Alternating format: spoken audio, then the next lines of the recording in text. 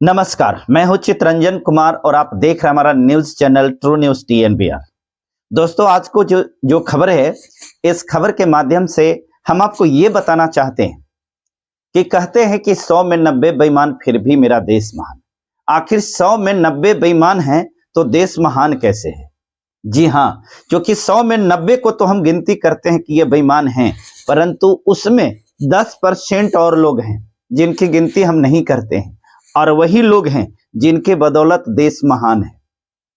ये अलग बात है कि प्रत्येक विभाग में भ्रष्ट कर्मचारी होते हैं, जातिवाद कर्मचारी होते हैं, बहुत सारे पदाधिकारी ऐसे होते हैं जो घृणित मानसिकता के होते हैं, बहुत सारे ऐसे पदाधिकारी होते हैं जो संकुचित मानसिकता के होते हैं, बहुत सारे ऐसे पदाधिकारी होते हैं जिनके मन में जातिवाद का कीड़ा होता है, बहुत सारे लोग ऐसे होते हैं जिनके अंदर में धन का कीड़ा काटे हुए होता है और बिना पैसे के काम नहीं करते हैं। अगर इस बात को कहा जाए तो इसमें कहीं से इस बात से गुरेज नहीं किया जा सकता है कि ऐसे पदाधिकारी प्रत्येक विभाग में मिलते हैं। जहां इस प्रकार के भ्रष्ट, करप्ट और जातिवाद मानसिकता के पदाधिकारी मिलते हैं, वहीं कुछ ऐसे लोग होते हैं जो निष्पक्ष होते हैं, जो बिना जाति भाव धर्म को देखे हुए और लोगों को न्याय देने का काम करते हैं।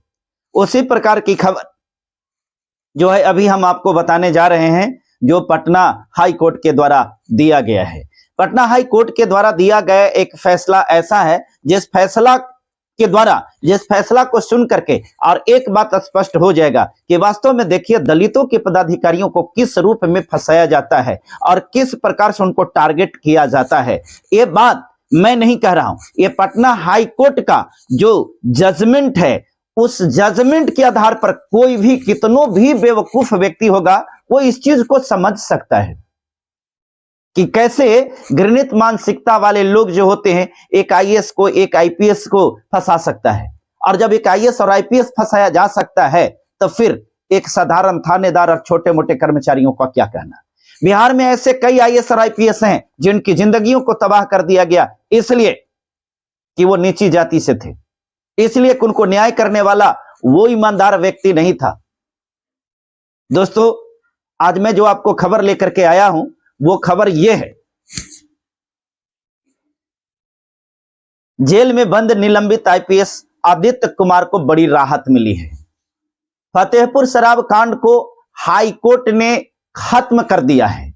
इसी को लेकर लगा था आदित्य कुमार के ऊपर फर्जीवाड़े का आरोप। जी हां, आदित्य कुमार के ऊपर फर्जीवाड़े का आरोप इसी केस में लगा था। गया के तत्कालीन SSP और जेल में बंद निलंबित IPS आदित्य कुमार को पटना हाईकोर्ट से बड़ी राहत मिल गई है। जी हां, एक बड़ी खबर है।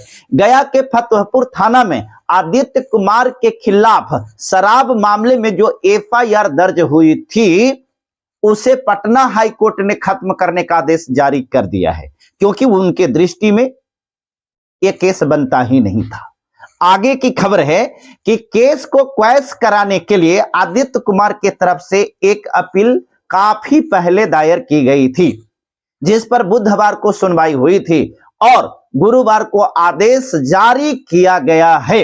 इसकी पुष्टि पटना हाईकोर्ट के सीनियर एडवोकेट SD संजय ने की है। उन्होंने ही हाईकोर्ट में आदित्य कुमार का पक्ष रखा है। और आपको यह भी बता दें कि यह सबसे बड़ी बात है कि इसी शराब कांड को खत्म कराने के लिए आदित्य कुमार पर तत्कालीन चीफ जस्टिस के नाम पर राज्य के पूर्व DGP संजीव कुमार सिंघल को व्हाट्सएप कॉल करने का आरोप लगाया गया था।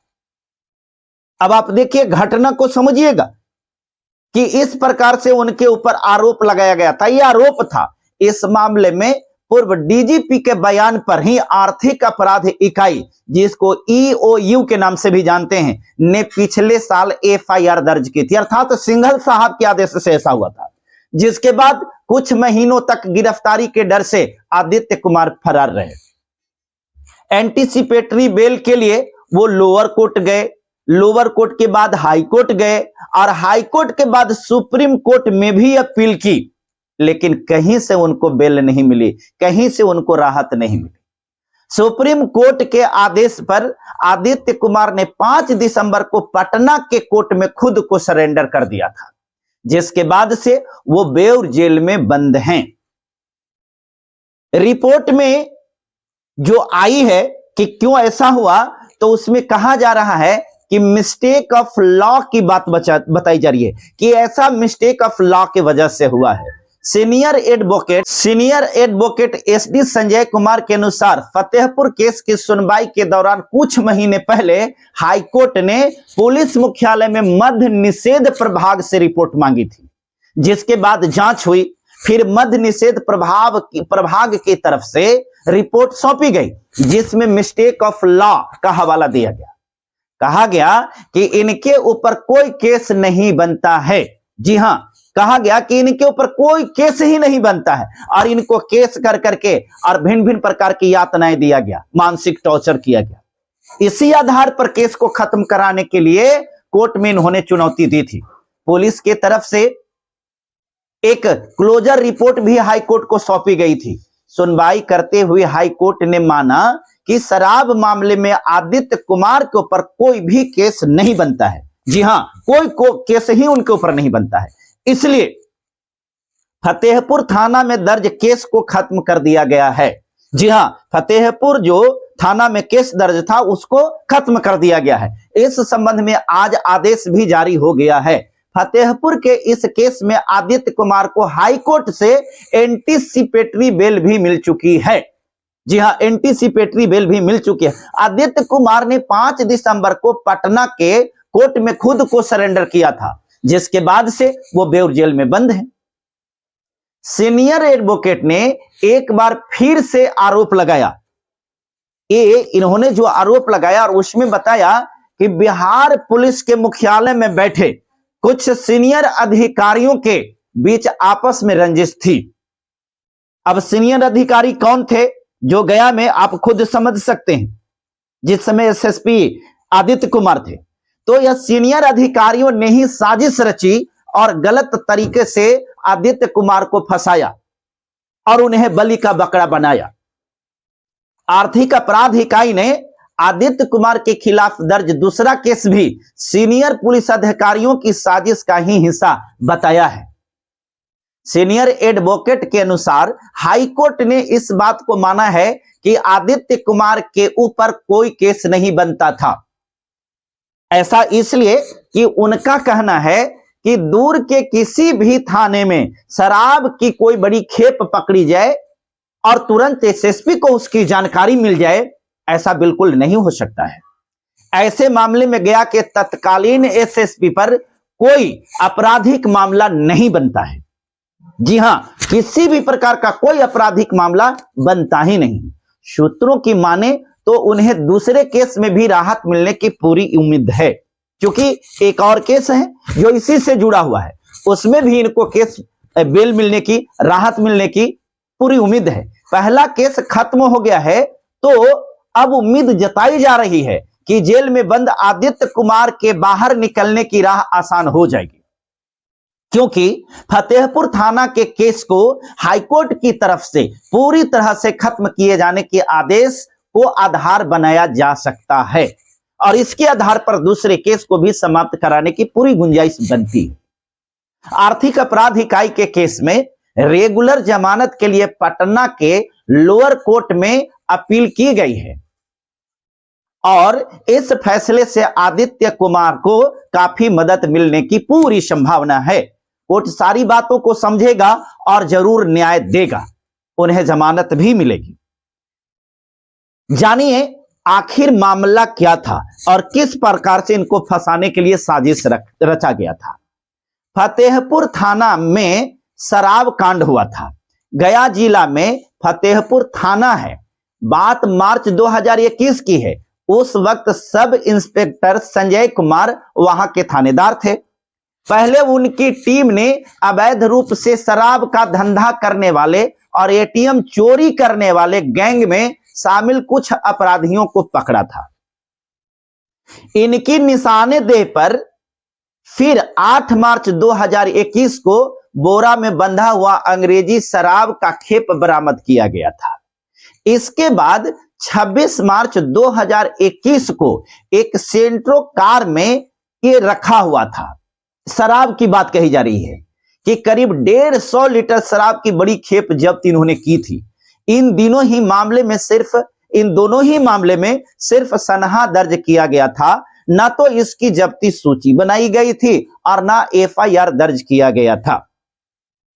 इसके अलावा 2 अप्रैल को टनकुप्पा के मखदूमपुर से राजीव कुमार और 3 अप्रैल 2021 को फतेहपुर के धनेटा से 2 भाइयों राजेश कुमार और सुनील कुमार को पकड़ा गया।